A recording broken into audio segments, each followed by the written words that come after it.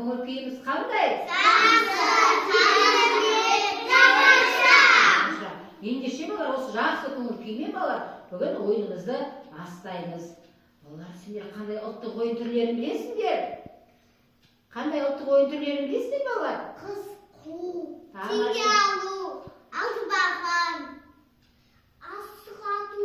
Тамаша балалар, неге сендер барлық ойын түрлерін біледі екенсіңдер? Ендеше балалар, сендерге кішкене мағлұмат беріп жіберейін осы ойын туралы, иә? Балалар, қазақ халқында 4 түрлі мал бар екен. Соның ішінде қой малының балалар асық жілігінен ажыратып, осы асықты алатын болған екен, иә?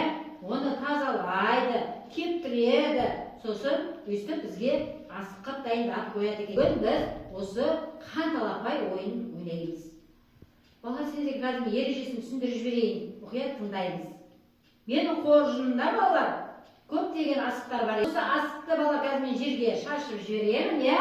Сол кезде талапай-ау, талапай, басталды ойын, алақай деп айтамын. Сосын сендер талапай, талапай деп асық алуға не істейсіңдер? Тырысасыңдар. Соның ішінде ерекше қызыл асық болады. Сол асық қалай аталады? Қанасы. Осы қанасы қай балаға бұйырады, сол бала ойын бастаушы болады. Түсіндік пе балалар? Иә. Ал асықты шашамын. Талапай-ау, талапай, басталды ойын, алақай!